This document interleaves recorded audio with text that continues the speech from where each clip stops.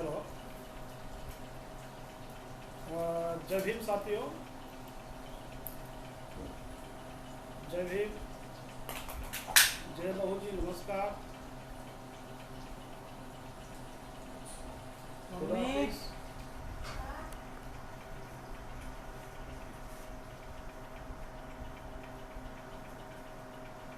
Hello.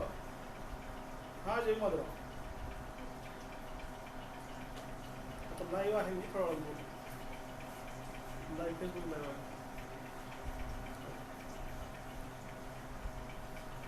तो आज हम यहाँ पर बहुजन भारत पार्टी की तरफ से ऑनलाइन फेसबुक लाइव हो चुके हैं। जैसे कि हमने 2 दिन पहले ऑनलाइन जूम पर एक मीटिंग ली थी। पार्टी के महाराष्ट्र प्रदेश के पदाधिकारी इस मीटिंग में ऑनलाइन शामिल हुए थे और उस मीटिंग के माध्यम से हमने ऐसे डिसाइड किया था कि कोरोना की इस महामारी में पूरे देश भर में और महाराष्ट्र में भी जिस तरह से कोहराम मचा हुआ है, इस बात को ध्यान में रखकर और सरकार की जो राहत की व्यवस्था चल रही है हर एक भारतीय इंसान के लिए जो कोरोना से ग्रस्त है, तो उस राहत के ऊपर या सरकारी व्यवस्था के ऊपर हम बार बार अलग अलग माध्यम से देख रहे हैं कि जितने अच्छी तरह से ये व्यवस्था होनी चाहिए उतनी अच्छी तरह से ये व्यवस्था नहीं हो पा रही है। और हम ये भी समझ रहे हैं कि इस व्यवस्था के दरमियान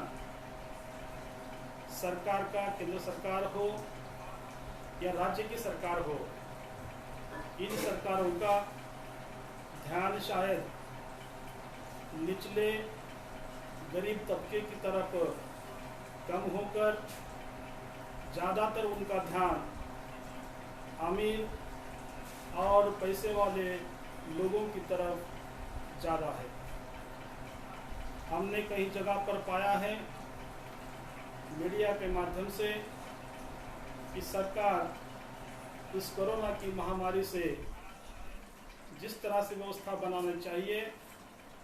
उस व्यवस्था में बिल्कुल ही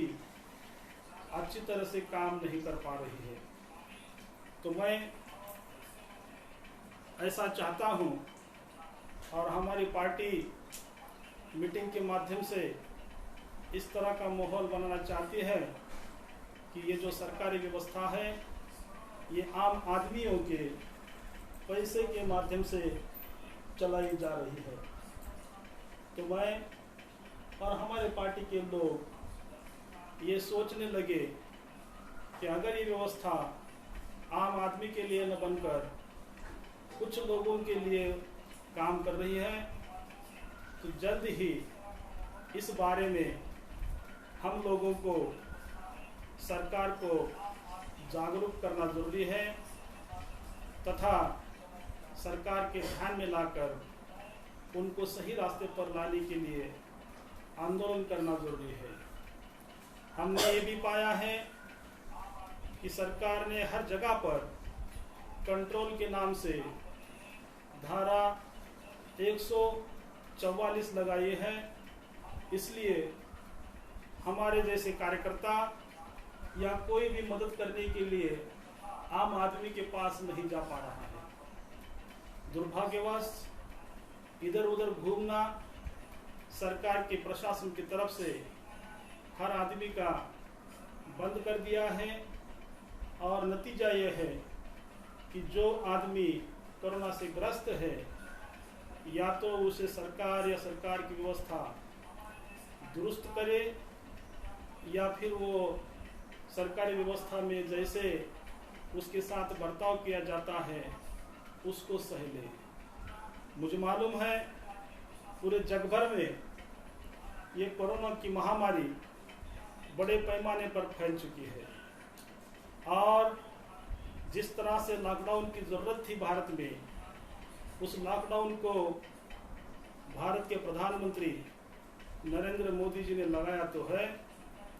और ये ज़रूरी भी था कि लॉकडाउन के बगैर हम जैसे कमज़ोर आर्थिक ताकत वाले देश के लिए, और उसी के साथ में हम जैसे तकनीकी शास्त्र में, मेडिकल शास्त्र में अच्छे निपुण ना होने की वजह से हमारे जैसे देश को उसके प्रिकॉशन लेना, प्रिवेंटिव एक्शन लेना, यही बहुत कारगर साबित हो सकती है। इसलिए मोदी जी के लॉकडाउन का हमारे जैसे पूरे भारत के लोगों ने स्वागत तो करना जरूरी है, किंतु लॉकडाउन के पद्धति के ऊपर, लॉकडाउन का तरीका और उसके तरीके के वजह से जो परिणाम हमारे सामने आया है, उसके वजह से देश के ज़्यादातर मानवतावादी विचारधारा के लोग आज परेशान नजर आते हैं। हम देखते हैं कि लॉकडाउन के दरमियान में नियंत्रण के तौर पर क्या क्या कोशिशें सरकार ने, भारत देश ने या भारत की सरकार ने तथा अलग अलग राज्यों के साथ में महाराष्ट्र की राज्य सरकार ने क्या क्या किए हैं। मैं इस मौके पर बहुजन भारत पार्टी की तौर से सरकार के गैर इस बराबरी वाले व्यवहार के और गैर जिम्मेदाराना व्यवहार के खिलाफ में, दमनकारी व्यवहार के खिलाफ में यहाँ पर पार्टी की तरफ से निषेध जाहिर करने आपके सामने प्रकट हो चुका हूँ। भाइयों और बहनों, मैं आपको ये बताना चाहता हूँ कि ये महामारी पूरे देश में बहुत बुरी तरह से फैल चुकी है। अगर हम कल या आज का लेटेस्ट सर्वे इस महामारी के बारे में देख ले तो सबको पता है कि भारत में ही नहीं पूरे देश में महामारी का प्रकोप बड़े पैमाने पर फैल चुका है। अभी ताज़ा सुबह या शाम, कल शाम की बातों को हम ध्यान में रखें और उसके डिजिटल मैटर पे हम जाए, आंकड़े के मैटर में हम जाए, तो हमें समझ में आता है कि महामारी के केसेस वर्ल्ड वाइड, मतलब पूरे जग भर में लगभग 41 लाख केसेस दर्ज हो चुके हैं, और हम ये पाते हैं कि पूरे देश भर में लगभग 2,82,000, मतलब 2,82,000 केसेस डेथ है। उसके साथ साथ में हम इस आंकड़े पर ध्यान दे दें, नज़र डालें, तो हमारे समझ में आता है कि सबसे ज़्यादा अगर कहाँ महामारी का फैलाव हो चुका है, कोई सरकार इससे अगर अच्छी तरह से जूझ रही या बहुत बुरी तरह से जूझ रही है तो यूएसए की सरकार है। वहाँ पर अमेरिका में लगभग 13.6 लाख ये महामारी के रुग्ण हैं, पेशेंट्स हैं, और उसके साथ साथ लगभग 80,500 यहाँ डेथ केसेस है। इस बात को ध्यान में रखकर कोई लोग जो सरकार की वाह करने वाले लोग हैं, भारत के कंपैरिजन अमेरिका के इस महामारी के कंपैरिजन से करते हैं, और उस समय हमें नज़र में आता है कि महामारी का प्रकोप और उसकी वजह से अफेक्टेड जो केसेस है यहाँ भारत में लगभग 62,939 केसेस है। साथ ही हम ये पाते हैं कि भारत में कोरोना की वजह से जो मृत्यु हो चुके हैं, ऐसे पेशेंट का आंकड़ा लगभग 2,109 है। इसके साथ साथ मैं आप लोगों से ये बताना चाहता हूँ कि हमने हमेशा कंपैरिजन करते समय अच्छे लोगों के अच्छे बातों से साथ में कंपैरिजन करना चाहिए। मैं आपको बता दूं कि इसी महामारी के दरमियान में यूनाइटेड किंगडम का आंकड़ा था लगभग 21,09,000 के आसपास, और उसमें डेथ केसेस हैं 31,855। उसी के साथ में बड़े आंकड़े की तरफ आपका ध्यान देना चाहता हूं, वो है चाइना की केस। उसमें है लगभग 82,918 केसेस, और हम पाते हैं कि अभी वहां पर जो डेथ का आंकड़ा है वो 0 होने जा रहा है। पिछले कुछ दिनों से वहां पर एक भी डेथ नहीं हो चुकी है। मैं इस समय में आपको यह बताना चाहता हूं कि हमें पता है कि महामारी बहुत ही बुरी तरह की महामारी है, लेकिन जैसे यूएसए की कंडीशन थी, जैसे चाइना की कंडीशन थी, वैसे भारत की कंडीशन नहीं थी। भारत को यह पता था, भारत सरकार को यह पता था कि चाइना में, यूएसए में, यूनाइटेड किंगडम में, वेस्टर्न कंट्रीज में यह महामारी बड़े पैमाने पर फैल चुकी है।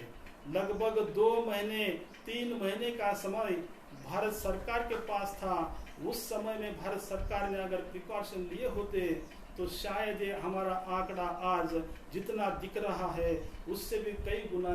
कम नजर आता था। मैं आपको इस समय ये बताना चाहता हूँ कि हमारे सरकार का परफॉर्मेंस इससे कई गुना बेहतर हो चुका होता अगर उस समय जल्दी से उन्होंने इस मैटर पर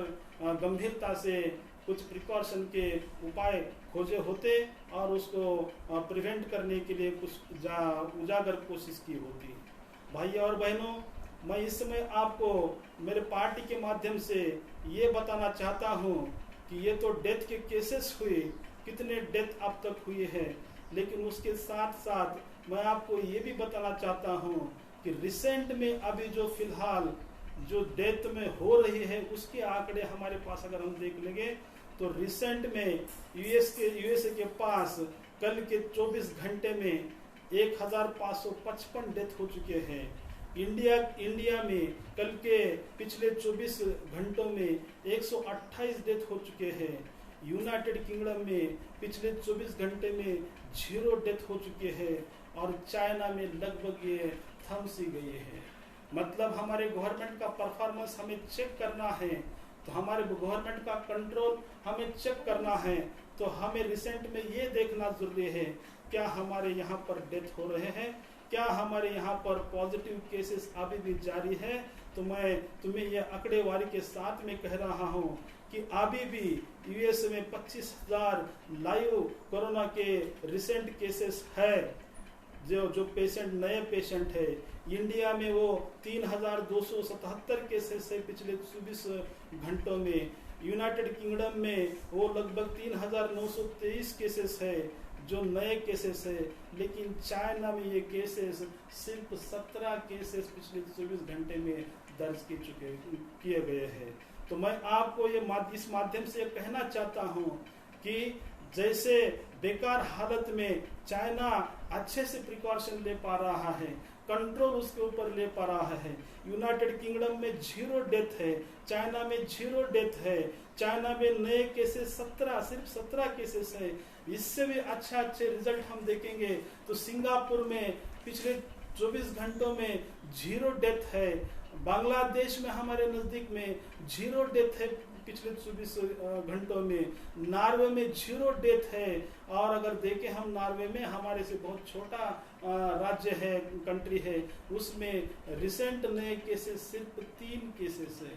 ये इसलिए मैं आपको बताना चाहता हूँ कि हमारे देश में जितना कंट्रोल इसके ऊपर लाना चाहिए वो कंट्रोल अब तक नहीं आया है, और सरासर इसकी पूरी जिम्मेदारी सेंटर के गवर्नमेंट के ऊपर जाती है, मोदी जी के ऊपर जाती है। मैं पूछना चाहता हूं इस हमारे पार्टी के माध्यम से, जो कल की मीटिंग में हमने डिसाइड किया था कि कि इस पूरे बात इसके ऊपर पूरी खुलकर बात करने के लिए हम अलग से 7 दिन का एक सरकारी कारोबार के गैर कारोबार के खिलाफ में पार्टी की तरफ से निषेध का सप्ताह मनाएंगे। और आज मैं उसी सप्ताह का उद्घाटन करने के लिए आपके सामने मैं प्रस्तुत हो चुका हूँ। मैं थोड़े से आंकड़े वाले आपको और लोकल लेवल की देना चाहता हूँ, जहाँ इंडिया में हाल क्या है। इसमें सिर्फ भारत देश का कर्ता धर्ता शासन यही जिम्मेदार है, ऐसी बात नहीं है। सेंटर का गवर्नमेंट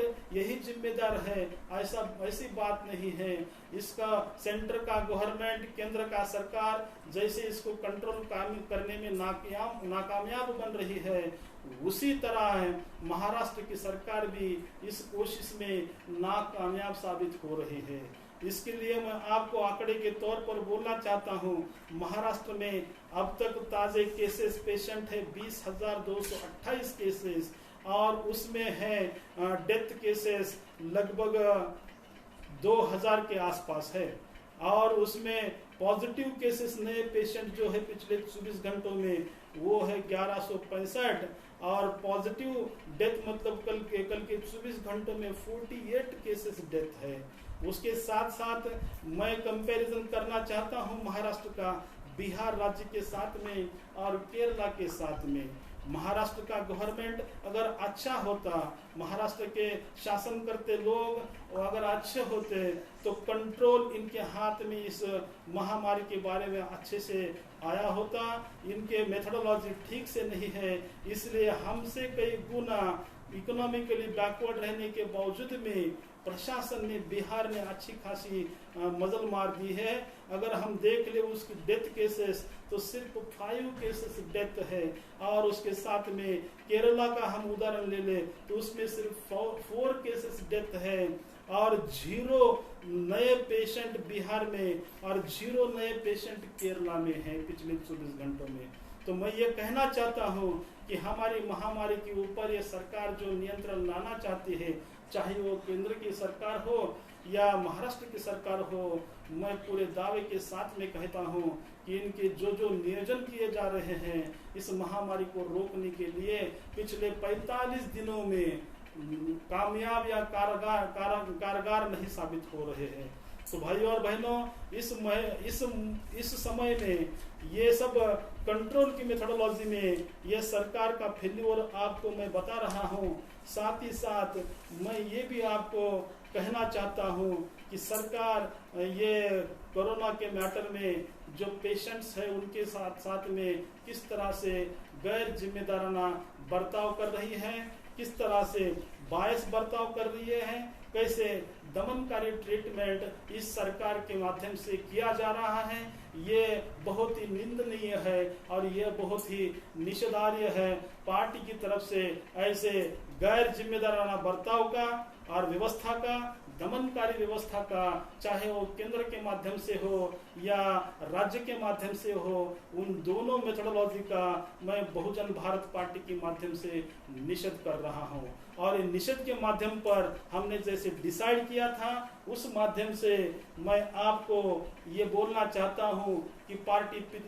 आने वाले 7 दिन में अलग अलग तरीके से, चाहे वो सोशल मीडिया के माध्यम से हो, अलग अलग निषेध के पोस्टर, बैनर या वीडियो ऑडियो अपलोड करके शासन के खिलाफ में हम निषेध जाहिर करेंगे। हमारा ये मानना है कि अगर विरोधी पार्टियां इसके खिलाफ में कुछ बात ही नहीं करेंगे तो सरकारी लोगों को या जो सत्ता में लोग हैं, पार्टियां हैं जिनका सरकार है, उनके लिए कोई नियंत्रण कंट्रोल उनके ऊपर नहीं रहेगा और उसका रिजल्ट ये हो जाएगा कि ये महामारी का प्रकोप दिन ब दिन बढ़ते जाएगा। इसलिए हम ये चाहते हैं इस माध्यम से कि हम इस 7 दिन के दरमियान में बहुजन भारत पार्टी के कार्यकर्ता सोशल मीडिया के माध्यम से अलग अलग तरह के पोस्ट इस महाराष्ट्र सरकार के खिलाफ में, लोकल गवर्नमेंट के खिलाफ में, या कोई प्रशासकीय व्यवस्था है जैसे कलेक्टर का कोई कारोबार है या कोई प्रशासन का कोई विभाग है, उनके माध्यम से जो भी व्यवस्था इस कोरोना से जूझने के लिए जो मजदूर है उनके लिए जो लगाई जा रहे हैं, अगर वहाँ कहीं गलत है तो उस गलत काम का हम पार्टी की तरफ से आने वाले 7 दिन में हम निषेध जाहिर करेंगे। और इस निषेध के माध्यम से मैं यहाँ ये जो डिस्क्लोज करके आपका ये निषेध का सप्ताह हम पार्टी की तरफ से ओपन कर रहे हैं, ऐसा मैं इस वीडियो के माध्यम से यहाँ से आपको डिक्लेयर करता हूँ कि आज से लगभग 7 दिन पार्टी, बहुजन भारत पार्टी बराबर सरकारी गैर कारोबारों के खिलाफ अलग अलग तरीके से निषेध करेंगी। और जहां जहां कोरोना से ग्रस्त लोग हैं वहां अगर कहीं जरूरत होती है और जहां पार्टी कार्यकर्ता को जायज तरीके से वहां जाना पॉसिबल होता है, तो मैं इस माध्यम से सारे कार्यकर्ताओं का आह्वान भी करता हूं कि वो जिला प्रशासन, तहसील प्रशासन, पुलिस प्रशासन के अलग अलग मामलों में जहां पर हमारे लोगों को जरूरत पड़ती है, अगर वहां पर जाकर आप उनको मदद करते हैं तो आपका अच्छा काम समाज के सामने आ जाएगा और आप ऐसे करेंगे, ऐसी उम्मीद भी करता हूं। तो इस माध्यम से मैं इस सप्ताह का उद्घाटन हुआ ये डिक्लेयर करता हूं। और इस डिक्लेरेशन के दरम्यान में मैं आपको कुछ और सरकारी गैर जिम्मेदाराना और दमनकारी कार्यों का उद्घोषण यहाँ आपके सामने करना चाहता हूँ। तो मैं सरकार के कोई योजना जो है उसका थोड़ा सा मैं गोशवारा आपके सामने, रिव्यू आपके सामने पुटअप करना चाहता हूँ। ऐसे कहा जाता है कि कई महाराष्ट्र का एक मंत्री है जिन्होंने कल परसों 2 महीने पहले टीवी पर आकर न्यूज में बता दिया कि जब लोग परेशान थे, सारे मजदूरों का, गरीब लोगों का काम बंद हो चुका था, हाथ में पैसे नहीं थे, घर में दाना नहीं था, रेशन पानी का मैटर था, तो कई जगह से ऐसे मैसेज या टीवी पर न्यूज आने लगे कि काम, कोरोना लॉकडाउन होने की वजह से लोगों के हाथों का काम बंद हो चुका है, तो लोगों के लिए अभी घर चलाना मुश्किल हो गया है, उसके रोटी की व्यवस्था करना मुश्किल हो गई है। जब ये हमारे महाराष्ट्र सरकार के मंत्री जिनका नाम है छगन जी भुजबल, उन्होंने ये सुना तो उन्होंने टीवी के सामने आकर बात कही कि भाइयों और बहनों, मेरे महाराष्ट्र के लोगों, आपको किसी तरह के मुश्किल में या परेशानी में पड़ने की जरूरत नहीं है। हमारे पास लगभग आने वाले 3 साल हमको सफिशिएंट हो सके, सप्लाई, सब लोगों को सप्लाई हो सके हमारे महाराष्ट्र के, ऐसे 3 साल का अनाज, 3 साल का गेहूं, 3 साल का पूरा मटेरियल हमारे सरकार के पास है। और 3 साल में अगर कोरोना रहता है, हमारे लोगों के हाथ को काम नहीं मिलता है, तो भी हम गवर्नमेंट की तरफ से उनको सप्लाई करेंगे। उसी दौरान में कोई टीवी ने हमें दिखाया कि नितिन गडकरी नाम के महाराष्ट्र के केंद्र के बड़े नेता हैं, वो भी बात कर रहे थे कि हमारे केंद्र के गोडाउन में बहुत बड़े पैमाने पर अनाज बंद है, चावल है, ज्वार है, साथ साथ गेहूं है, और बड़ी मात्रा में वो अनाज हमारे पास उपलब्ध है। अगर कई दिन हम लॉकडाउन भी करें, हमारे लोगों को खाने के लिए कुछ मिला भी नहीं, तो भी सरकार उनको हम सप्लाई करेंगे। और उसी दरमियान में एक पत्रकार ने उनको पूछा कि इतना सप्लाई हो रहा है, कर सकती है गवर्नमेंट की तरफ से, तो डिस्ट्रीब्यूशन की व्यवस्था क्या अच्छी खासी चल रही है? तो उन्होंने जो बात करना था सब अलबेल है, सब अच्छा है, ऐसे तो वो बात कर रहे थे, लेकिन मेरे सामने रेशन डिस्ट्रीब्यूशन के जो कुछ प्रॉब्लम्स है, गवर्नमेंट उसके ऊपर कंट्रोल नहीं कर पा रही है, उसका मैं आपके सामने थोड़ा सा रिव्यू लेना चाहता हूँ। मैं आपको बताना चाहता हूँ कि रेशन डिस्ट्रीब्यूशन, जहाँ से रेशन की दुकानों से लोगों को अनाज, सरकारी दुकानों से लोगों को अनाज दिया जाता है, वहाँ रेशन की दुकानों में डिस्ट्रीब्यूशन के बहुत ही बेकार और बेहाल बने हुए हैं। मैं भाइयों आपको बताना चाहता हूँ कि रेशन का माल जो है, पूरे दावे के साथ कहता हूँ, रेशन का माल जो है गरीब आदमी के हाथ में तो नहीं जा रहा है। यहाँ की प्रशासन यंत्रणा उस माल को खुले तौर पर या ओपन माइंडेडली ट्रांसपेरेंट तरीके से हर आदमी को नहीं दे रहे हैं। ज्यादातर तौर पर हम ये पा रहे हैं कि कोई एक बहाना करके तुम्हारे पास रेशन कार्ड नहीं है, तुम्हारा ऑनलाइन रेशन कार्ड तो रजिस्टर्ड है लेकिन उसका अभी अनाज नहीं आया है, इस तरह के दावे कर करके बहुत से लोगों को, ज्यादातर लोगों को रेशन की दुकान से खाली हाथ ही भेजा जा रहा है। मेरे पास एक इस बारे में एक उदाहरण है, मैं आपको बताना चाहता हूँ। मेरे नजदीक में एक मजदूर रहते हैं, उन्होंने अपनी रेशन दुकान से रेशन लाने के लिए जैसे ही लॉकडाउन हो गया उस दरमियान में वो रेशन की दुकान पर गए। कई घंटे वहां पर रुकने के बाद में उनका नंबर आया रेशन लेने के लिए, तो रेशन दुकानदार ने उनका नाम, उनका कितना अनाज, मतलब 15 किलो गेहूं, 10 किलो चावल, इसकी उन्होंने बिल तो बना लिया, उसका उन्होंने बिल बनाकर उसकी चिट्ठी फाड़ दी, उसकी रिसिप्ट फाड़ दी, उनके हाथ में दी और साथ ही उस मजदूर के साइन और अंगूठे उनके रजिस्टर पर लिए जहां पर लिखा था कि आपको ये अनाज, आपका ये रेशन का अनाज आपको मिल गया। उसकी साइन लेने के बाद में उसके हाथ में उसकी रिसिप्ट थमा दी और बोल दिए बाद में वो रेशन दुकानदार ने उस आदमी को कि कहा भैया कि तुम्हारे नाम का रेशन तो कल परसों ही किसी ने उठा लिया है। वो आदमी बोलने लगा, साहब मैं तो अब आया हूँ तुम्हारे पास और मेरे घर में अभी मेरे बाल बच्चों के लिए अनाज नहीं है और आपने तो मेरा साइन भी लिया है, अभी आपको रेशन मिला बोल के आपने साइन लिया, मेरे पास पर्ची दे दी और अभी बोल रहे हैं आप आपका अनाज कहीं दूसरी जगह से उठा लिया बोल के। तो दूसरे दुकान से तुम्हारा अनाज उठा लिया है और आपको अभी नहीं मिल सकता, ऐसा बोलकर वो रेशन के दुकानदार ने उस आदमी को भेज दिया है। मैं ये कोई सुनी सुनाई बातें नहीं कह रहा हूँ। मेरे पास वो सीधा आदमी रेशन दुकान से मेरे घर आया और यहाँ आकर मेरे सामने वो बोलने लगा कि साहब उस दुकानदार ने ऐसे किया है, मेरा साइन तो ले लिया, मेरे पास रिसिप्ट थमा दिया और रेशन बिना रेशन दिए ही मुझे बोल दिया कि तुम्हारा रेशन कहीं दूसरे दुकान से तुमने उठाया होगा या तुम्हारे किसी रिलेटिव ने उठाया होगा और मुझे वो अभी रेशन नहीं दे रहा है। मैंने उसको कहा कि भैया तू उसका नंबर दे दे मुझे, तो रेशन दुकानदार अपना फोन बंद करके बैठा था। मैंने फिर उस आदमी को बोला, मजदूर को बोला कि तुम डरो नहीं, चिंता मत करो, तुम जाओ दोबारा उसके पास में, मैं तब तक कलेक्टर से बात करता हूँ, मैं तब तक कलेक्टर के जो डिस्प्ले नंबर्स है जिन्होंने पब्लिश किए हैं उन नंबर पर बात करता हूँ, तब तक तुम वो दुकानदार के पास जाओ, वहाँ कलेक्टर का फोन आ जाएगा और दुकानदार तुमको तुरंत तुम्हारा जो रेशन का सामान है वो दे देगा। वो चला गया दुकानदार के पास, वो फिर वहां पर बात करने लगा, रेशनदार उसके ऊपर डांट कर चढ़ने लगा, मारने की कोशिश करने लगा। मैं इधर कलेक्टर साहब जिन्होंने अपने कोई सेलेक्टिव ऑफिसर्स के नंबर डिस्प्ले किए थे, जाहिर किए थे पेपरों में, वेबसाइट पर, अगर फलाने मैटर में या कोई आरोग्य की समस्या आती है तो फलाने डीवाईएसपी के साथ में बात, डिप्टी कलेक्टर के साथ में बात करो, अगर किसी को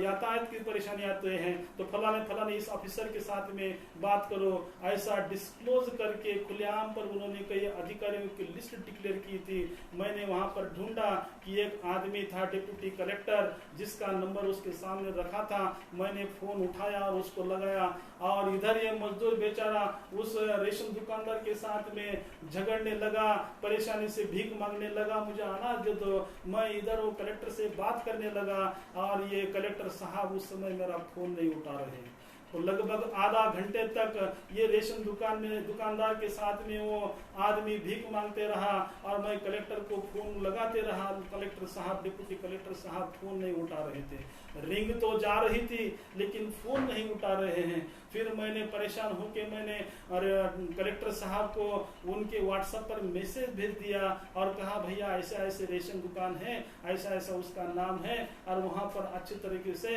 हर आदमी को डिस्ट्रीब्यूशन नहीं किया जा रहा है। तो उस कलेक्टर साहब ने थोड़ी देर में मुझे उसी व्हाट्सएप पर रिप्लाई दिया और कहा मुझे कि आप मुझे फोन मत करो, आप ये जो तहसीलदार है वो तहसीलदार का ये फलाना नंबर है, उसको कांटेक्ट करो और उसी से वार्तालाप करो। मैंने फिर वो नंबर पर उसको फोन किया, वो भी तहसीलदार ऐसे ही 15-20 मिनट उसने मेरा फोन नहीं उठाया, और जब उठाया तो उसने बोला मुझे, साहब ठीक है मैंने आपकी बात सुन ली है, आप क्या करो, जो भी कोई आदमी है जिसको ये नहीं मिल रहा है अनाज, उसको मुझे फोन करने को लगाओ। मैंने वो आदमी को जो रेशन दुकान पर पिछले 4 घंटे से खड़ा था उसको फोन करके बताया कि ये मला फलाना फलाना नंबर है, तहसीलदार का है, आप उससे बात करो। वो तुरंत वो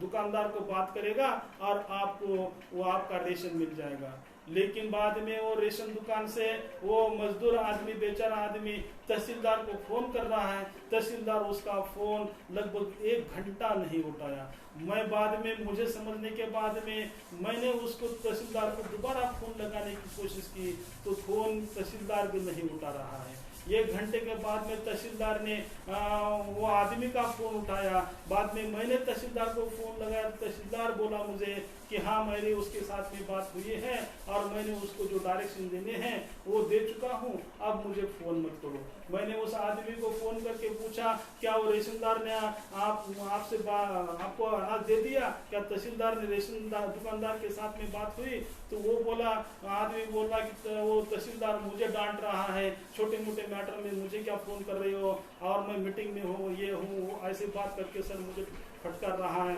कृपा करके आप कुछ भी करो और मुझे अनाज देने की कोशिश करो। तो मैंने फिर तहसीलदार को फोन किया, तहसीलदार बाद में फोन नहीं उठाया। 2 घंटे तक हमारा ये सिलसिला चलता रहा तहसीलदार को फोन करने का, लेकिन तहसीलदार ने मेरे फोन नहीं उठाया। और बाद में मैंने वो आदमी को फोन किया और बोला कि चलो ठीक है, तुम क्या करो, तुम्हारा फोन ऑन रखो और तुम दुकानदार को फोन दे दो, मैं बात करता हूँ। और बाद में मैंने दुकानदार को डांट फटकारने के बाद में दुकानदार परेशान हुआ और बोलने लगा कि साहब मैंने इसको ऐसे नहीं बोला था, मैं इस आदमी को बोला था कि मैं तुमको अनाज देता हूँ लेकिन थोड़ी देर रुको।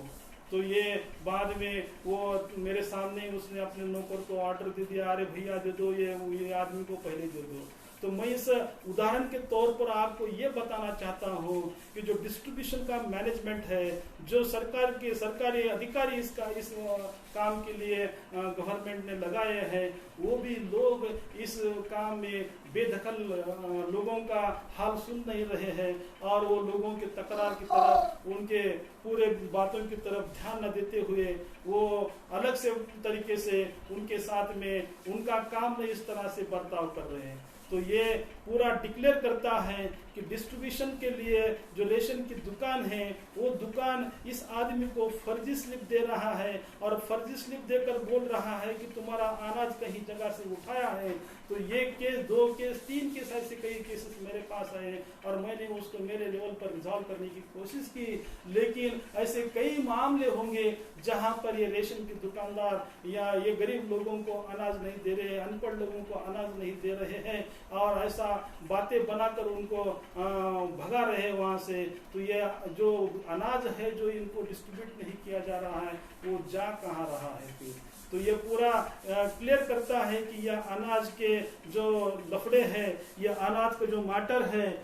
यह अनाज के मैटर में अकेला रेशन दुकानदार ही शामिल नहीं है। तो ये पूरे प्रशासकीय यंत्रणा जो है, अधिकारी है, जो इस बात को टालते हैं, प्रॉपरली लोगों को रिस्पांस नहीं करते हैं, इधर उधर भगाते हैं उनको। तो ये पूरे लोक प्रशासकीय यंत्रणा इस करप्ट सिस्टम का भाग हुई है। तो ऐसे करप्ट सिस्टम का जिम्मेदार अगर कोई होगा तो इस देश का शासनकर्ता, इस देश का राजा, इस देश का मुख्य आदमी जो है प्रधानमंत्री, और इस महाराष्ट्र का जो मुख्य आदमी हो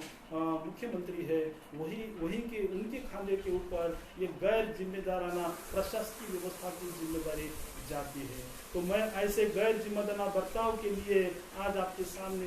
आया हूँ और बहुजन भारत पार्टी इस गैर जिम्मेदाराना बर्ताव का कड़े शब्दों में निंदा करती है,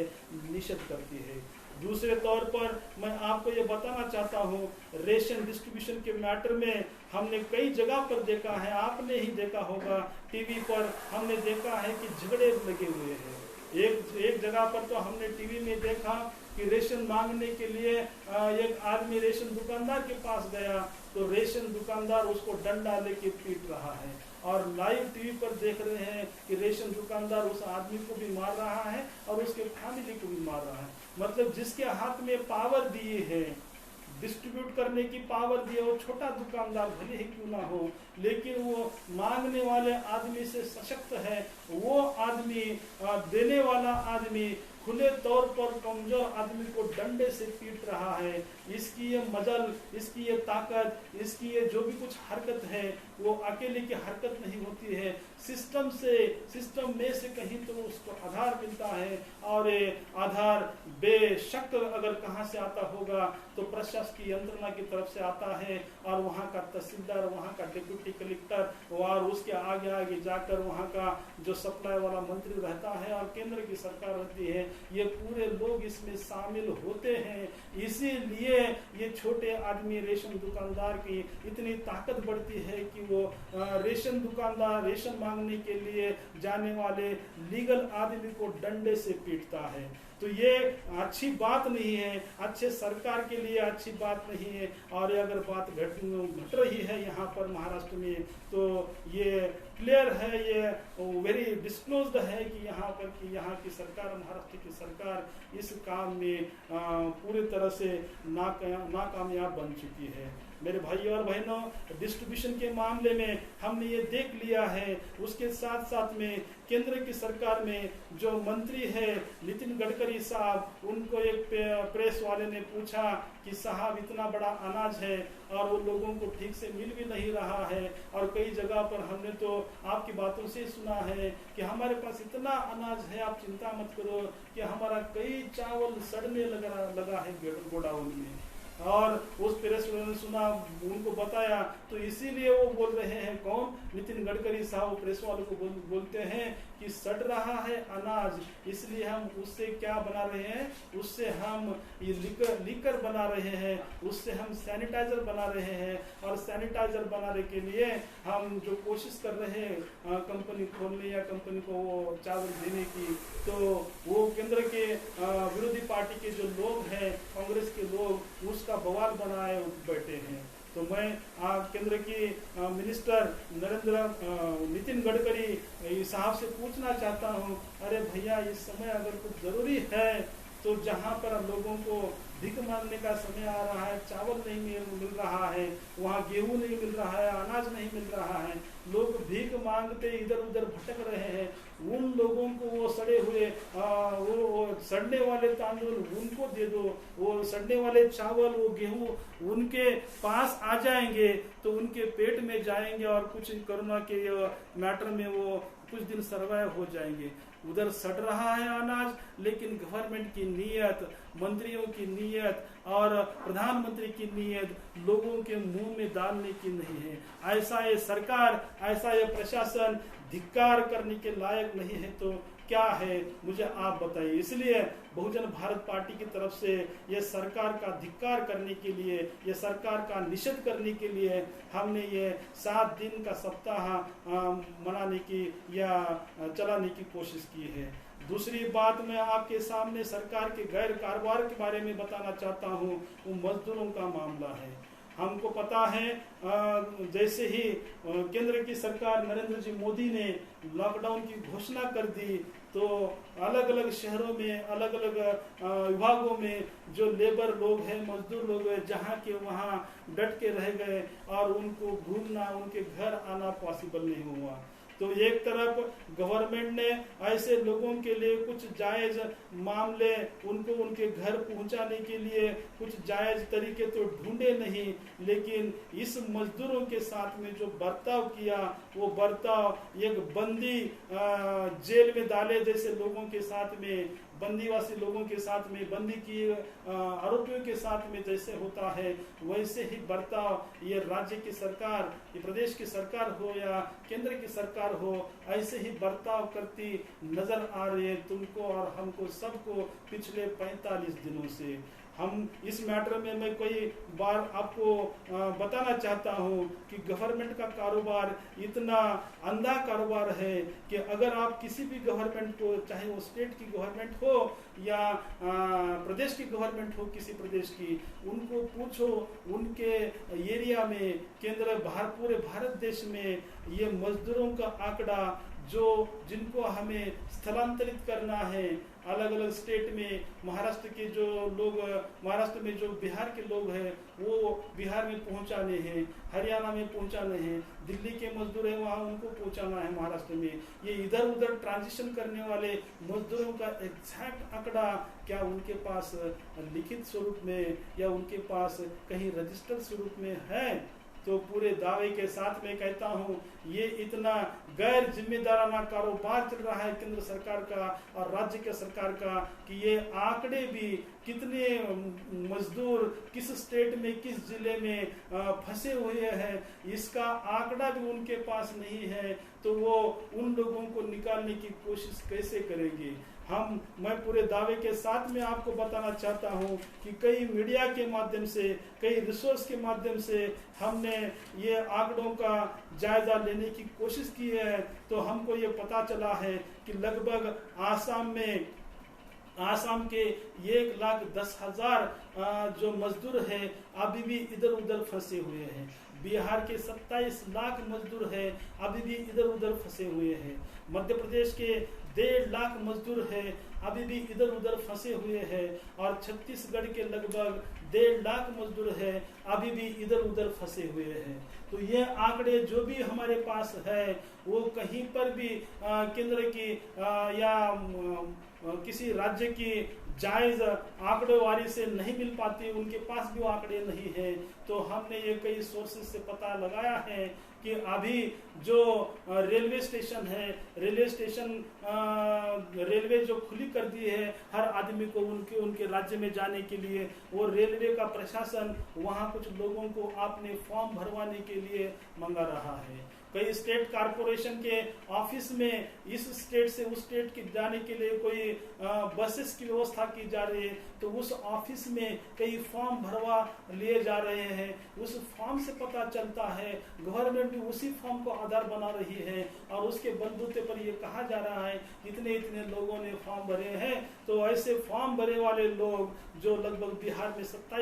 बिहार जाने वाले 27 लाख लोग हैं, आसाम जाने वाले 1,10,000 लोग हैं, मध्य प्रदेश जाने वाले 1.5 लाख लोग हैं और छत्तीसगढ़ के लिए जाने वाले 1.5 लाख लोग हैं। तो गवर्नमेंट का कारोबार इतना गैर जिम्मेदाराना है कि गवर्नमेंट के ऑफिस में कौन से कंपनी में कितने मजदूर काम कर रहे हैं इसका भी कोई उनको पता नहीं है। ये मजदूर कितने वेतन लेते हैं, उन मजदूरों से कितना काम लिया जाता है, उनका भी पता इस गवर्नमेंट के किसी ऑफिस को नहीं है। शायद उनको ऑफिस को पता भी होगा या केंद्र की सरकार को यह पता भी होगा, तो केंद्र की सरकार इस बात को जानबूझकर उजागर नहीं करती है, खुले नहीं करती, प्रसिद्ध नहीं करती है, ओपन नहीं करती है, क्योंकि उनका और उस कंपनी के मालिकों का कुछ निहित डायलॉग हो चुका होता है, उनका कुछ व्यवहार हो चुका होता है और वो मंत्री जो होता है केंद्र का या राज्य का, जिनका उन कंपनियों के ऊपर कर होना चाहिए, कामगारों के उनकी संख्या उनके आंकड़े कितने लगाने चाहिए, उनको पेमेंट कितना देना चाहिए, उनको कितने घंटे काम लगाना चाहिए, इसके ऊपर जो इसका कंट्रोल करने के लिए जो मिनिस्टर रहते हैं वो मिनिस्टर भी इस बारे में ज्यादा ध्यान नहीं देते हैं और मनमानी कारोबार करने के लिए उस कंपनी के मालिक को छोड़ देते हैं और कंपनी का मालिक फिर जो सस्ता, जो अनपढ़, जो कम पैसों में काम करने वाला है, चाहे वो बिहार का आदमी हो, अनस्किल्ड आदमी हो, इधर उधर का कम पैसे वाला आदमी हो, उसको लाकर उस कंपनी में लगाता है और नतीजा ये आता है कि अनस्किल्ड आदमी होने की वजह से उस कंपनी में मिसहैप ज्यादा होता है, एक्सीडेंट ज्यादा होते हैं और उस एक्सप्लॉयटेशन में जो गरीब लोग रहते हैं उनकी जानें चली जाती हैं। तो मैं ऐसे इर्रेगुलर, गैर जिम्मेदाराना और जो बेकार तरीके का कारोबार चल रहा है, दमनकारी कारोबार चल रहा है केंद्र सरकार या राज्य सरकार का, उस दमनकारी कारोबार का मैं इस माध्यम से निषेध करता हूँ। मैं आपको ये भी बताना चाहता हूँ कि ये मजदूर जैसे ही फंसे हैं लॉकडाउन डिक्लेयर करने के बाद में, तो हमने ये पाया है कि जहाँ का वहाँ वो मजदूर खड़े हैं, बैठे हैं। कई लोग तो स्टेशन के बाहर वाले रास्ते पर सो रहे हैं, बैठ रहे हैं, वहीं पर खा पी रहे हैं जो मिल रहा है वो। कई लोग तो अलग अलग शहरों में पुलों के नीचे जो ब्रिज रहते हैं वो ब्रिज के नीचे बैठे हैं। पूना नाम का एक शहर है महाराष्ट्र में, वहां से भी मुझे एक फोन आया था। मुझे वो लड़का बोलने लगा कि साहब मैं पिछले 15 दिन से पूना में नवले ब्रिज नाम का एक ब्रिज है उसके नीचे बैठा हूँ और यहाँ पर बड़े बेहाली में मैं और मेरे बच्चे, मेरी बीवी जिंदगी बसर कर रहे हैं। मैंने पूछा उसको कैसे बसर कर रहे हो, मुझे थोड़ा सा बताओ और आप क्या चाहते हैं। तो वो बोल रहा है मुझे कि लॉकडाउन तो लगा है लेकिन आप कहीं से मुझे मेरे नेटिव प्लेस जिला में लातूर जाने के लिए मदद कर सकते हैं तो कृपा करके मुझे वहां लाने के लिए कुछ कोशिश करिए। मैंने उसको बोला कैसे कैसे चल रहा है तेरा दिनचर्या, मुझे बोल दे। तो वो बोल रहा है कि साहब कुछ नहीं, यहाँ पुल ये ब्रिज है, इसके नीचे लगभग मैं अकेला ही नहीं 30-35 फैमिलियां ऐसे ही रोड के ऊपर रह रहे हैं। ना ओढ़ने के लिए कुछ है, रास्ते पर सोने के लिए कुछ है, ना खाने के लिए कुछ है और ना यहाँ कोई शौचालय की व्यवस्था है। यहाँ हम बैठे बैठे रहते हैं और गवर्नमेंट का कोई व्यवस्था भी खाने पीने के लिए उनके लिए लगाई नहीं है। तो मैंने पूछा फिर भैया तुम खाते कैसे हो, पीते कैसे हो, तुम्हारे पास कुछ खाना पीना करने के लिए कुछ पैसा है? तो वो बोला साहब हमारे पास जितना भी 400-500 रुपए था वो खत्म हो चुका है पिछले 15 दिन में। तो अभी फिलहाल सुबह सुबह कोई एनजीओ के लोग, एक स्वयंसेवी संस्था के लोग छोटा छोटा पॉकेट लेके आते हैं और सुबह के 10-11 बजे के दरमियान में एक पॉकेट हमारे हाथ में थमाते हैं। कभी आते हैं तो कभी नहीं आते हैं। उसी एक पॉकेट के ऊपर हम पूरा दिन चलाते हैं। लेकिन गवर्नमेंट एजेंसी की तरफ से हमारे लिए खाना देने की कोई व्यवस्था नहीं है। और एनजीओ लोगों का क्या हाल होता है, मैं आपको पूछना चाहता हूं, क्या एनजीओ लोगों की ये जिम्मेदारी है? वो उनका दायित्व समझते हैं लेकिन ये लीगल उनका दायित्व नहीं है। दायित्व किनका है, जिम्मेदारी किनकी है कि सरकारी जो अफसर है, सरकारी जो ऑफिसर्स है, सरकारी जो कारोबार देखने वाले अधिकारी हैं, उन लोगों की जिम्मेदारी है। अगर अधिकारी काम नहीं कर रहे हैं तो उस सरकार की जिम्मेदारी है कि वो ऐसे लोगों को ढूंढ ढूंढ के निकाले कहाँ कौन परेशान है और उनको खाने पीने की व्यवस्था कर दे। लेकिन मैं पूरे दावे के साथ में कहता हूँ कि एक उदाहरण के लिए मैं आपको कोटअप कर रहा हूँ कि ऐसा एक परिवार जहाँ पूना में एक ब्रिज के नीचे फंसा हुआ था, लगभग पिछले 45 दिन से वहीं पर वो फंसा हुआ है। दूसरी बात मैं आपको बताना चाहता हूँ कि सरकार के लोगों ने, या महाराष्ट्र स्टेट के लोग हो या केंद्र सरकार के लोग हो, जो लोग मजदूर लोग अलग अलग जगह पर फंसे हुए हैं, ये लोग तो इनको उनके जिले में, उनके घर में पहुंचाने के लिए कोई लीगल एक्टिविटी तो नहीं कर रही है। उनके लिए बसेस की सुविधा उसी दिन करना चाहिए था जब लॉकडाउन शुरू हुआ। 2 दिन के अंदर ये उधर जहाँ के लोग हैं वहां पर पहुंचाने की जिम्मेदारी अगर ये गवर्नमेंट करती तो आज इन लोगों का इतना परेशानी, इतना उद्रेक नहीं हो पाता था। कि सरकार इसको मदद नहीं कर रही है, इसलिए जो लोग घर जाना चाहते हैं वो मजदूर लोग बेचारे कहीं पैदल ही अपने घर निकल पड़े। और हमने देखा है अलग अलग जगह पर जैसे ये लोग पैदल निकले हैं तो पुलिस लोग उनके पीछे लगे हैं, उनको पकड़ कर बंदी बना रहे हैं, उनको शिक्षा लगा रहे हैं, उनको अलग अलग तरीके के व्यवहार करे, दमन कर रहे हैं। उनकी क्या गलती है भैया? उनकी क्या गलती है? वो पूना में या मुंबई में कहीं अलग अलग जगह में जो फंसे हुए हैं, उनके मर्जी से फंसे हुए हैं। केंद्र के प्रधानमंत्री नरेंद्र मोदी जी ने इतने अचानक तरीके से वो लॉकडाउन डिक्लेयर कर दिया, उनको मौका ही नहीं मिला, तो बेचारे अभी भी जाना चाहते हैं, तो उनको जाने के लिए इनका सरकार का प्रशासन, पुलिस का प्रशासन उनको जाने नहीं दे रहा है, उनको पकड़कर बंदी बना रहे हैं, और जहां पर उनको रख रहे हैं वहां तो क्या उनकी व्यवस्था बनाई जा रही है। हमने कहीं जगह पर टीवी में देखा है कि वहां लोग चिल्ला कर रो कर कह रहे हैं कि यहाँ कोई फिजिकल डिस्टेंसिंग का पालन नहीं हो रहा है, यहाँ तो ऐसे लोग हैं कई ऑलरेडी यहाँ पर बीमार हैं, और ये बीमार लोग खांसी से सर्दी से परेशान हैं, और ये दवाखाने में जा रहे भी नहीं, और उनको कोई लेके भी नहीं जा रहा है। तो ये शायद कोरोना के रुग्ण होंगे, पेशेंट होंगे, तो उनकी वजह से हमें भी यहाँ पर कोरोना की महामारी लगने की संभावना लग रही है। तो रो के वो लोग टीवी पर बोल रहे हैं कि कृपा करके हमें हमारे घर जाने दो। और ऐसे ही मामले में बांद्रा का एक प्रकरण आपको मालूम है, किसी ने ये लोगों को बताया कि सुबह लॉकडाउन के दरमियान में सुबह एक ट्रेन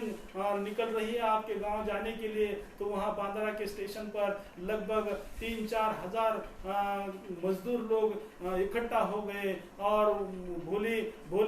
भाले तरीके से वो ट्रेन की राह देखने लगे, और ट्रेन तो नहीं आई, लेकिन अचानक कहीं से पुलिस की गाड़ी आई, और पुलिस के लोगों ने उनको अपराधी की तरह, चोर की तरह, लुटेरी की तरह डंडों से पीटते उनको वहां से भगाया। मैं केंद्र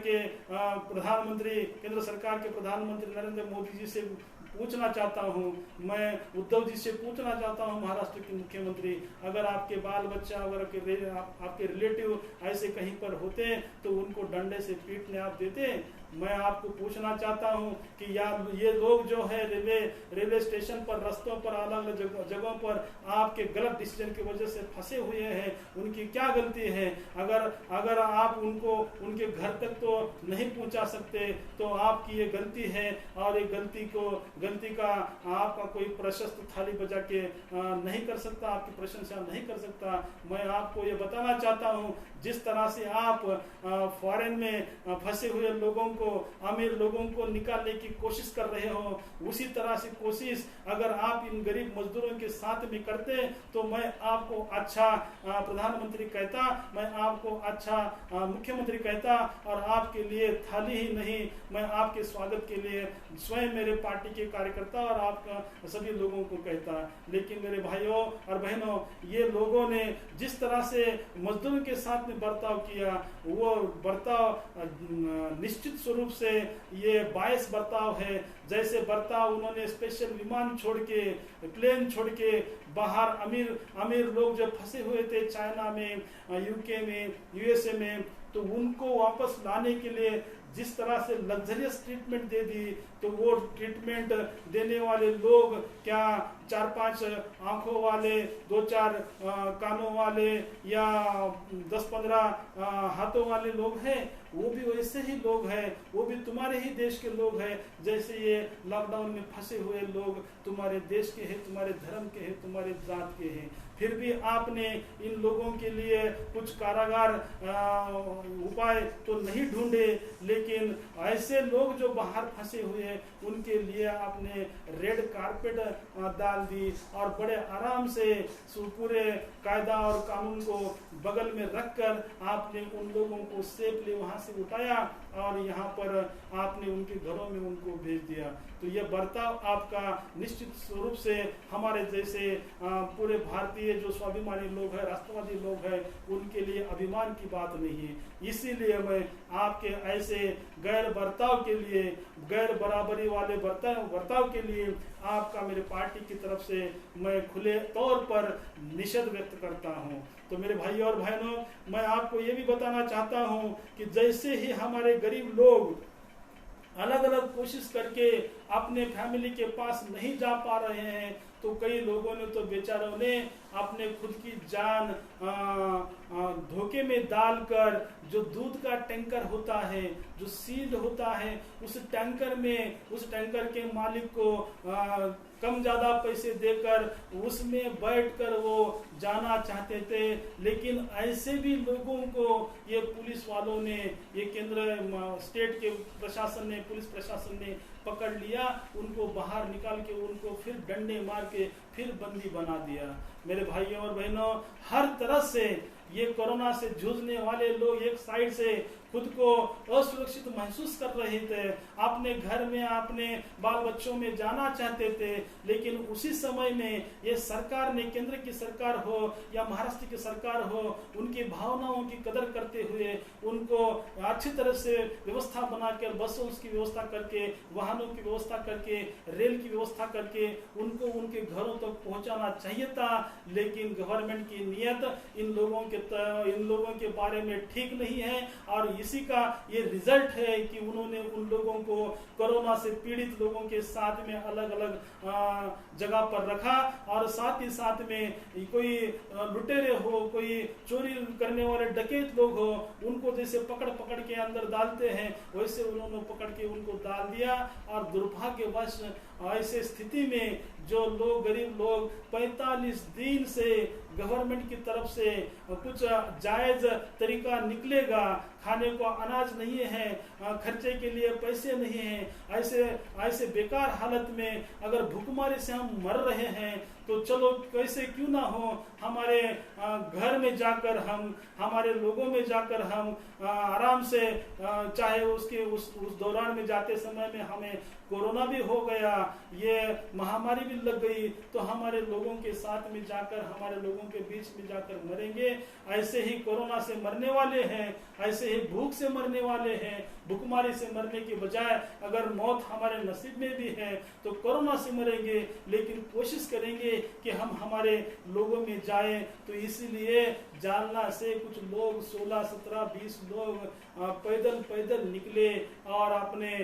एमपी और छत्तीसगढ़ में जहां उनका घर था वहां जाने की कोशिश करने लगे। और हमने देखा महाराष्ट्र के औरंगाबाद जिले के नजदीक में वो रेल पटरी से चलते चलते रात भर औरंगाबाद के नजदीक आए। आपको मैं बता दूं, ये रेल पटरी से ही क्यों आ रहे थे, तो तुमको हमको मालूम है भाइयों कि अगर हम रोड से चले जाते हैं, रोड से जाएंगे हम, तो महाराष्ट्र सरकार ने जगह जगह पर चेक पोस्ट लगाए हैं पुलिस प्रशासन ने, और चेक पोस्ट में वो पुलिस वाले हमें पकड़ेंगे और फिर हमें डंडे मार के हमें बंदी बनाएंगे। इस डर की वजह से उनको पता था कि अभी तो रेल बंद है, कहीं बस नहीं चल रही है, कहीं रेल नहीं चल रही है, तो रेल की पटरी हमारे लिए बहुत आसान रास्ता है। तो रेल पटरी को पकड़कर उन्होंने 35-40 किलोमीटर रात में अपना रास्ता तय किया पुलिस प्रशासन के डर की वजह से। और जब उनको बहुत थकान आई तो औरंगाबाद के नजदीक उन्होंने कहीं एक जगह पर बैठकर पानी पिया और थोड़ा बहुत खाना खाया रात के समय में, और उनको उसी समय में ऐसे लगा कि अभी थोड़ा नींद आ रही है, रेल तो कहीं पर भी चालू नहीं है, पटरी से रेल आने की संभावना नहीं है क्योंकि यातायात पूरा गवर्नमेंट ने बंद कर दिया है। तो इस अज्ञानता की वजह से उस रेल पटरी पर वो बैठे रहे। कई लोगों को नींद लगी और दुर्भाग्यवश से हम ये पाते हैं कि सुबह उनकी मौत रेल पटरी पर रेल के नीचे कुचलने की वजह से हो गई है। और ये सारे बातों का, ये सारे मौतों का अगर कोई जिम्मेदार है तो मैं पूरे दावे के साथ में ये कहता हूँ कि इसका जिम्मेदार ये महाराष्ट्र का गवर्नमेंट है और नरेंद्र मोदी जी देश के प्रधानमंत्री है। यही इस बात की जिम्मेदारी उन्होंने लेनी चाहिए, क्योंकि अगर इन लोगों को ठीक से समय दे पाते नरेंद्र मोदी तो ये लोग अपने अपने गांवों में, घरों में जा चुके होते। मुझे पक्का याद है, आपको भी पक्का याद होगा, नरेंद्र मोदी जी ने लॉकडाउन का ऐलान कैसे किया। 22 तारीख को नरेंद्र मोदी जी 6, 7, 8 बजे टीवी पर आए और अचानक से बोल दिए कि आज रात 12 बजे से लॉकडाउन पूरे देश में होगा, कहीं पर बस नहीं चलेगी, कहीं पर लोग इकट्ठा नहीं होंगे, कहीं पर रेल यात्रा यातायात नहीं होगी तो मुझे बोलो मेरे भाइयों, अगर नरेंद्र जी मोदी के घर में कहीं एक उत्सव भी हो रहा है, नरेंद्र मोदी जी के घर में कहीं अर्जेंटली कोई प्रोग्राम भी डिजाइन करना पड़ रहा है उनको, तो कम से कम 2, 4, 3 दिन की मोहलत लेकर वो 4 दिन के बाद में तो उनका प्रोग्राम बनाते। क्या अचानक 1 घंटे के में 1 घंटे के अंदर क्या वो गांधीनगर पैदल जा सकते हैं, गांधीनगर बस से जा सकते हैं? अगर वो दिल्ली से जाना चाहते हैं तो कम से कम 2-3 दिन का एक जो समय है हर किसी कार्य के लिए आदमी को खुद को प्रिपेयर करने के लिए लगता है। लेकिन इतनी बात भी हमारे ये प्रधानमंत्री के समझ में नहीं आना, ये मुझे लगता है या उन्होंने जानबूझकर ये ध्यान देने की जरूरत महसूस नहीं की, ये एक मेरे सामने प्रश्न है। अगर उन्होंने अच्छे तरह से हर आदमी को समय दिया होता, ये लॉकडाउन करना है, उसका डिक्लेरेशन करना है, तो शायद अगर 5 दिन पहले 22 के पहले 15 तारीख को, 12 तारीख को, 18 तारीख को अगर करते और कहते कि 22 तारीख से पूरे देश में लॉकडाउन होगा, सब ऑफिस बंद होंगे या जो भी कंपनियां फैक्ट्रियां हैं वो पूरे फैक्ट्रियां बंद होगी और जो कामगार हैं वो जहां के वहां अपने अपने गांव में चले जाए, जो उनके मालिक हैं उनके कांधों के ऊपर जिम्मेदारी सौंप देते। अगर आपको ये फैक्ट्री चलानी है तो आपको आपके मजदूरों की ध्यान देना पड़ेगा, उनको उनके घर में पहुंचाना पड़ेगा। अगर ऐसा स्ट्रिक्टली उन्होंने कुछ रूल निकाला होता, कुछ ऐसा उन्होंने गाइडलाइन दिए होते तो 5 दिन के अंदर मुझे लगता है कि गरीब मजदूर लोग अपने अपने घरों में पहुंचते, वहां पर अपने फैमिली में बैठते और शायद खुद को ऐसा ठगा हुआ, ऐसा फंसा हुआ महसूस नहीं करते। और नतीजा ये हुआ कि 15 लोगों की जान रेलवे के पटरी पर हमने पाया है। ये सिर्फ एंड सिर्फ किसकी वजह से हुआ है? तो ये प्रशासन की गैर जिम्मेदाराना और दमनकारी कार्यों की वजह से हो चुका है। तो मेरे भाइयों और बहनों कि मैं इस माध्यम से आपको ये बताना चाहता हूँ कि ऐसी सरकार हमने पाई है जिनके कारोबार में हम मजदूर लोग, हम गरीब लोग खुद को सुरक्षित तो महसूस नहीं कर रहे हैं। उनकी तरफ से हमारे रुग्ण, हमारे ये पेशेंट दुरुस्त होने की बात तो अलग सी है, मेडिकल ट्रीटमेंट तो हमारे होने की बात अलग सी है। लेकिन कांग्रेस के समय में हम ये पाते थे कि हम रोटी के लिए परेशान थे, मोहताज थे, हमारे पास पैसे कमाने के लिए हम परेशान थे, मोहताज थे, अलग अलग जगह पर हम रोटी के लिए काम ढूंढते थे। लेकिन भारतीय जनता पार्टी का जैसे ही शासन इस देश में प्रस्थापित हुआ तब से हम ये पा रहे हैं रोटी का तो हमारा ये प्रश्न जो है, ये सवाल जो है हमारा रिजॉल्व तो नहीं हुआ। हमारे लिए पैसे का इंतजाम, कमाई का इंतजाम, अर्निंग का इंतजाम तो नहीं हुआ, लेकिन साथ ही साथ जिंदगी बसर करने का और जान बचाने का एक नया संकट हमारे सामने भारतीय जनता पार्टी के केंद्र सरकार ने और महाराष्ट्र के राज्य सरकार ने हमारे सामने उपस्थित किया है। अब हर एक मजदूर, हर एक गरीब आदमी पैसे कमाने की नहीं सोच रहा है, हर एक आदमी खाना पीना रोटी कमाने की नहीं सोच रहा है। अभी हर एक के दिमाग में जान बचाने की पड़ी है। तो ये जान बचाना आज हमारे लिए इतना तकलीफ वाला काम हो चुका है। इसी जान बचाने की कोशिश में हमारे लोग रेल की पटरी पर, हमारे लोग रास्ते पर, हमारे लोग स्टेशन पर, हमारे लोग अलग अलग जगह पर मर रहे हैं। तो ये पूरी बातें निष्पृह पद्धति से हम देखें तो निश्चित स्वरूप से केंद्र सरकार की और प्रदेश की सरकारों की सराहना करने के लायक नहीं है। इसलिए बहुजन भारत पार्टी की तरफ से मैं इस बातों का धिक्कार करता हूं और लगातार आने वाले 7 दिन में हमारे पार्टी की तरफ से गवर्नमेंट के ऐसे गैर कारोबार दिखाने वाले, गैर जिम्मेदाराना काम करने वाले अधिकारियों के खिलाफ और उनके निर्णय के खिलाफ 7 दिन हम धिक्कार करेंगे। इसी बात का मैं यहाँ पर कार्यकर्ताओं को आह्वान भी करता हूँ और लगे रहे, डट के रहे। इस दौरान में आपको मैं ये बताना चाहता हूँ कि सही में तो इस जड़ की बुनियाद जो है, इस महामारी की जड़ जो है, तो एक ही बात है, वो बात है देश के प्रधानमंत्री नरेंद्र मोदी जी का अचानक से लॉकडाउन का डिक्लेरेशन करना। नरेंद्र मोदी जी का अचानक से लॉकडाउन का डिक्लेयर करना ये साबित करता है कि उनको अपने लोगों के प्रति इतना कुछ लगाव नहीं है, उनके पास उतना सिस्टम नहीं है जिनका वो अच्छी तरह से जायजा कर सके कि अगर हमने अचानक से लॉकडाउन कर दिया तो आने वाले समय में लगभग 135 करोड़ वाले इस देश में क्या तरीके का प्रॉब्लम तैयार हो सकता है। ऐसे गाइडलाइन, ऐसा ये दूर की नजर देखने वाले लोग उनके पास शायद कम हैं और उनके पास भी इस नजर का अभाव है। इसी जड़ की वजह से ये जो मैटर है, जो 15 लोगों की मौत हो चुकी है, अलग अलग जगह पर लोग रास्ते में मर रहे हैं, गरीब मजदूर लोग, तो इनका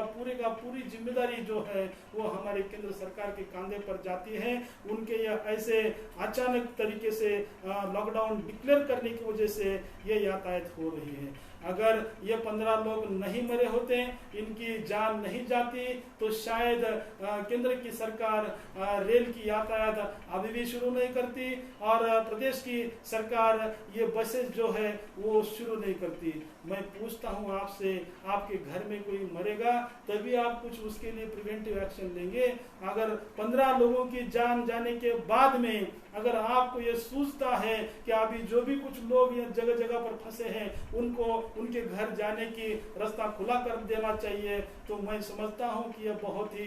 गैर जिम्मेदार बर्ताव है। ये कारोबार निश्चित रूप से सराहनीय कारोबार नहीं है। तो ऐसे कारोबार के लिए मैं आपका निषेध करता हूं। मेरे भाई और बहनों, मैं इस मैटर पर आपको ये भी बात कहना चाहता हूं कि हमारे अगर देश की ये बेहाल चलते होंगे तो किस लिए चलते हैं? सिर्फ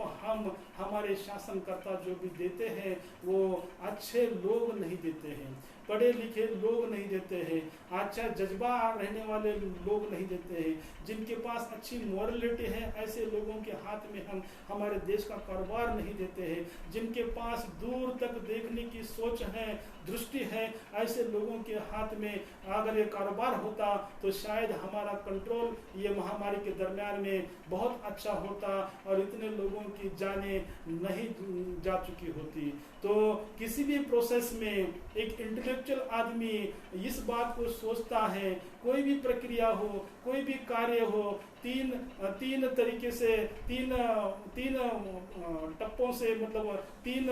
स्टेप से चला जाता है। एक होता है ये कार्य का इनिशिएशन होना, दूसरा होता है उस कार्य का प्रोपोगेशन होना और तीसरा होता है उस कार्य का कंट्रोल करना। कोई भी कार्य हो इसी 3 स्टेप से चला जाता है। अगर इस प्रोसेस को इनिशिएट करना है, कौन से प्रोसेस को? हमें लॉकडाउन करना है, हमें महामारी से बचना है, इसका एक टास्क हमारे सामने है, तो इसको इनिशिएट कैसे करें, इसको प्रोपोगेट कैसे करें और इसको कंट्रोल कैसे करें। ये जो 3 स्टेप का कारोबार होता है, 3 स्टेप की प्रक्रिया होती है, उस प्रक्रिया में जाने के लिए बहुत ही बहुत ही सूझबूझ वाला आदमी, बहुत ही इंटेलेक्चुअली क्लियर आदमी लगता है। और अगर हमारा ये यातायात ठप हो चुका है, हमारा यह अनकंट्रोल्ड सिचुएशन देश में बना हुआ है, तो ये साबित करता है कि जिनके हाथ में ये देश का शासन है उनके पास ये नजर नहीं है। उन्होंने इस प्रोसेस को इनिशिएट तो किया, अगर इनिशिएशन बहुत ठीक तरीके से नहीं होता है तो उसके आने वाले आगे के स्टेप जो होते हैं, जिसको कहते हैं प्रोपोगेट भी करना, उसको कंट्रोल भी करना, तो ये पूरे अपने हाथों से निकल जाते हैं। नरेंद्र मोदी जी ने इस प्रोसेस में, कंट्रोल करने के प्रोसेस में जो इनिशिएशन का स्टेप था, इतना गलत तरीके से लिया है। उसी की वजह से आज हमारे इधर उधर सब तरफ से यातायात ठप हो चुके हैं, लोग परेशान हैं, कई अनगिनत लोग जगह जगह पर मर रहे हैं, लेकिन उसकी कहीं पर रजिस्टर नहीं हो रहा है, कहीं का उसका दखल नहीं हो रहा है। तो इन्हीं बातों के साथ में मैं आपको ये कहना चाहता हूँ कि ऐसे दमनकारी सरकार के खिलाफ में बहुजन भारत पार्टी आने वाले 7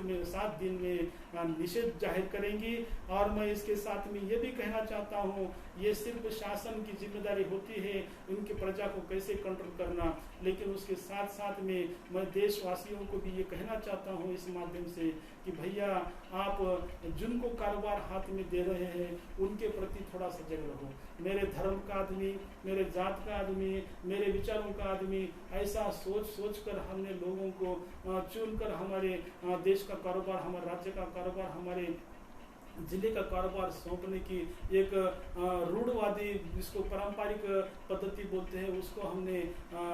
लथाड़ना चाहिए और अच्छे तरह से हमारे देश का हर आदमी, किसी भी जात का हो, किसी भी धर्म का हो, किसी भी मजहब का हो, उन सब के अंदर जो स्किल्स है इस कारोबार को संभालने की, ऐसे स्किल्ड आदमी को ही हमने आने वाले समय में अपने देश की बागडोर सौंपनी चाहिए। ऐसा अगर हम करेंगे तो मुझे लगता है कि हमारे प्रति जो कुछ हो रहा है दमन का कारोबार, वो हम रुका सकते हैं, हमारे लिए अच्छा शासन ला सकते हैं। तो मैं एक अच्छी सी बात बताना चाहता हूँ कि यहाँ के लोग जो है, शासन करते लोग जो है, जिनके हाथ में कारोबार है, इनके समझ में मैं जो बात कर रहा हूँ वो आती नहीं, ऐसी बात नहीं है। इनके दिमाग में दूसरा कुछ चलता है। उसका एक एग्जाम्पल दे के मैं आपको मेरी बात को, स्पीच को बंद करना चाहता हूँ। आप सब लोग, हम सब लोग देश में अलग अलग तरीके से कोरोना से जूझ रहे हैं। हम सब लोग कोरोना की महामारी से परेशान हैं।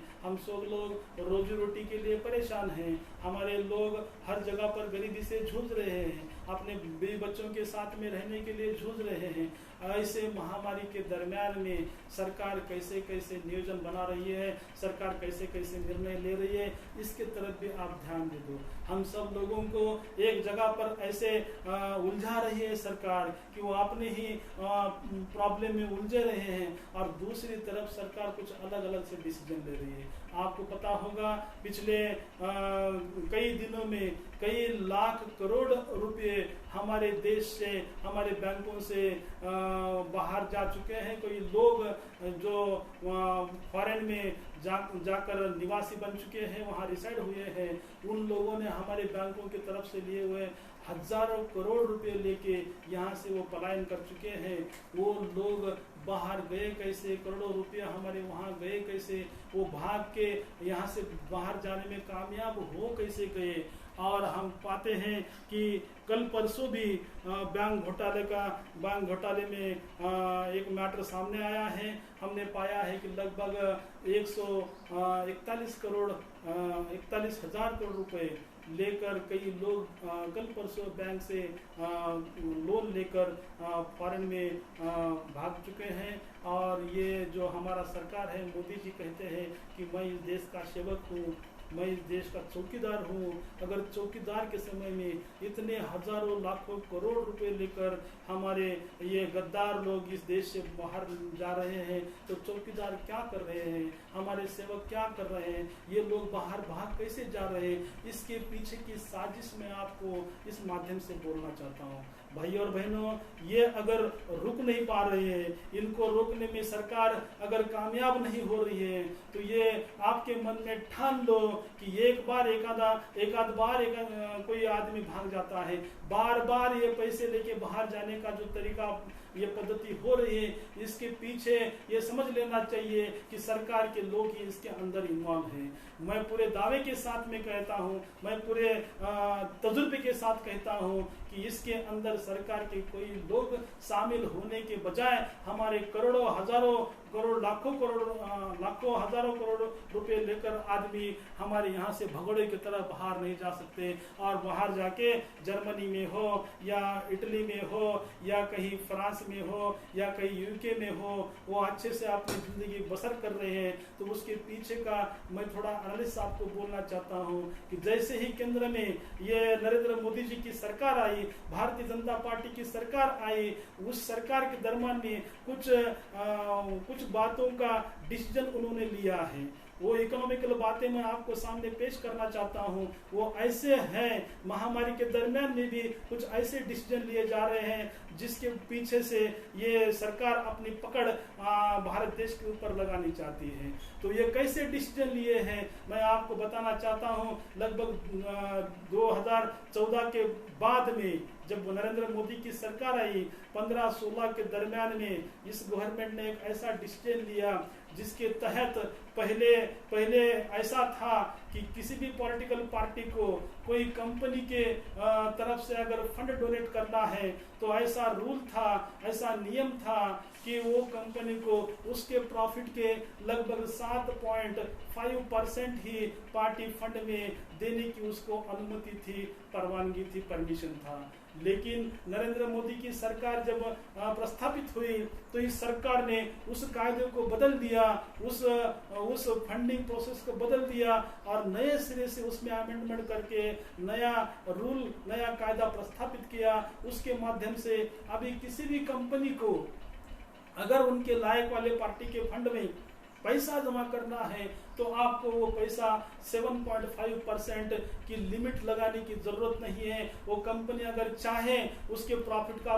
पूरा पैसा उसके लाइक वाले पार्टी को, उसको अच्छे लगने वाले पार्टी के फंड में जमा करता है, उसका प्रॉफिट क्या उसकी पूरी कंपनी को बेचकर भी अगर वो चाहे तो उस पार्टी के फंड में दे सकता है। तो मेरे भाई और बहनों, ये लोग जो बाहर यहाँ का पैसा लेकर भाग जा रहे हैं, वहां जाके अलग अलग फैक्ट्रियां निकाल रहे हैं, वो फैक्ट्री का पैसा अगर वो चाहे तो यहाँ लगा सकते हैं। पहले समय में ऐसा था कि फॉरेन की फंडिंग जो प्रदेश में रहने वाले कंपनियां हैं या कहीं प्रदेश के लोग, अलग प्रदेशी लोग जो रहते हैं या बाहर वाले देश जो होते हैं, अपने अंदर के पार्टी मतलब भारत देश के पार्टी को फंड नहीं दे सकते थे। मतलब चाहे पाकिस्तान अगर फंड देना चाहिए किसी एक पार्टी को भारत देश में तो वो पार्टी को फंड नहीं दे सकता था। ये पार्टी दूसरे देश से फंड नहीं ले सकते थे। ऐसा पहले इस संविधान में एक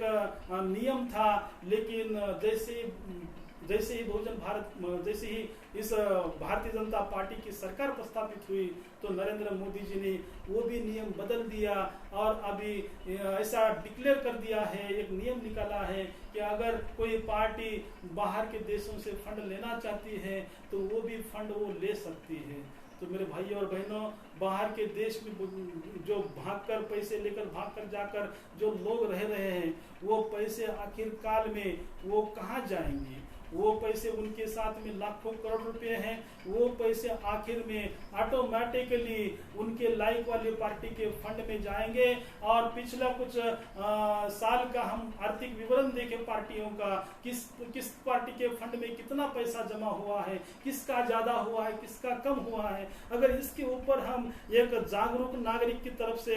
से ध्यान देंगे तो आपके समझ में आ जाएगा कि पिछले इकोनॉमिकल ईयर में, पिछले कई सालों में आप पाएंगे कि भारतीय जनता पार्टी के पार्टी फंड में ज्यादा से ज्यादा पैसा आया है। ना कांग्रेस के सेकंड नंबर पर कांग्रेस पार्टी के फंड में ज्यादा से ज्यादा पैसा आया है। और जो बहुजन मूवमेंट के पार्टियां हैं, जो मानवतावादी विचारधारा वाली पार्टियां हैं, उन पार्टी के फंड में अभी पैसा देना तो छोड़ दो, उनको कार्यकर्ताओं को 5-5 पैसा इकट्ठा करके कार्यकर्ताओं से पार्टी चलानी पड़ रही है। मैं आपको इस माध्यम से ये बताना चाहता हूँ, पार्टी अलग अलग तरीके के नियम बदलकर, सरकार अलग अलग तरीके के नियम बदलकर खुद की पार्टियां जो सत्ता में आती है खुद को मजबूत करने की कोशिश करती है और बड़े पैमाने पर उसका ये अंतिम जो स्टेप रहता है, शिखर रहता है जिसको बोलते हैं, उस लेवल पर पीक पॉइंट पर जाकर भारतीय जनता पार्टी कायदे और कानून में बदलाव कर रही है और अपने फेवर में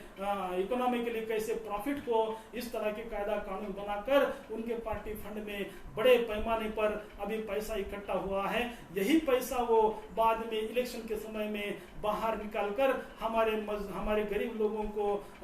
खरीदने की कोशिश करते हैं। तो मैं दावे के साथ में कहता हूं, अगर ये गैर जिम्मेदाराना बर्ताव हमारे लोगों के साथ में होता होगा तो किसी सरकार की वजह से नहीं है। अगर ये गैर जिम्मेदाराना प्रकार हमारे साथ में होता होगा, हमारे लोगों के साथ में होता होगा तो किसी सरकार, किसी शासन की वजह से नहीं है, तो हमारी वजह से ही ऐसा बर्ताव हमारे साथ में हो रहा है। पिछले कई सालों में, पिछले कई इलेक्शन में हमने कुछ गलतियां किए, हमने पैसे लेकर किसी को चुनाव में जिता दिया है, हमने पैसे लेकर किसी को वोट दिया है और ये पैसा